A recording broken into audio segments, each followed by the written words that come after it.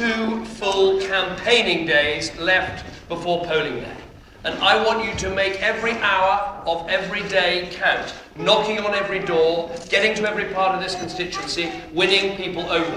And let there not be one single ounce of complacency in our campaign. We've still got everything to do to win this seat and to win this election, but for the good of our country, we've got to do it. And I can tell you, as a sign of the fact there is no complacency in our campaign, from tomorrow night in Scotland, I will be starting a 24-hour campaign, campaigning through the night. I'll be going to the bakeries where the bread is baked. I'll be going to the harbours where the fish are being landed. I'll be going to the newspaper presses where they're rolling off the press. I will be campaigning round the clock to make sure we get the change this country needs.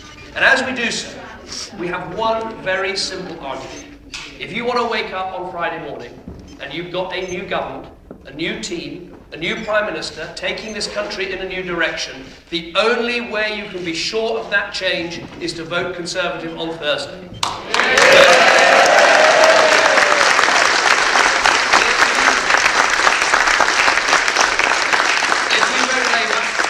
If you vote Labour, you've got 5 more years of Gordon Brown.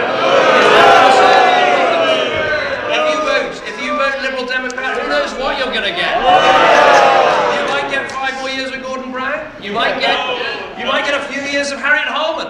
You might get a few years of Ed Balls. I read this morning you might get David Miliband. Wasn't in those TV debates. If that's democracy, I'm a banana.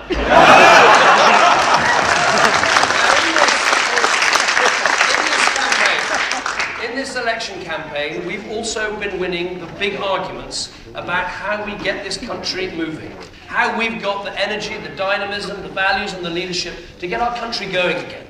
On the economy, it's the Conservatives who are saying, let's stop the waste this year so we can stop the jobs tax next year.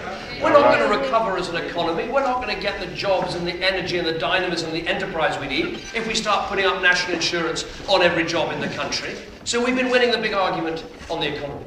We've also been winning the argument about how we build a stronger society here in Britain.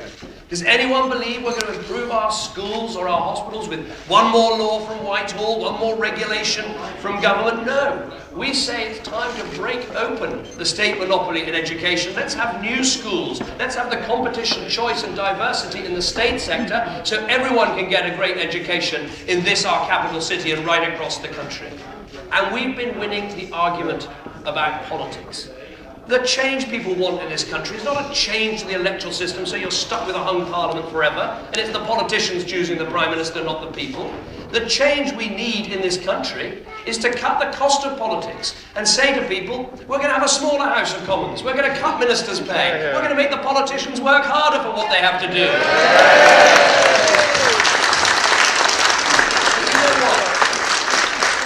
You know what this election is really about? It's not about individual politicians, and it's not actually all about individual policies. Winning, though, those arguments have been for us. In the end, it's about the values we want to bring to the government of our country. We say that it's time that people who do the right thing and work hard, the government should get behind them and help them rather than punish them. We say that it's time for a Conservative government that will always help the poor, the weak, the vulnerable, those who are in danger of being left behind. Yes, we're going to have to take difficult decisions in our country, but this is a Conservative Party that will always look after those people. And on the journey we take, no one will be left behind.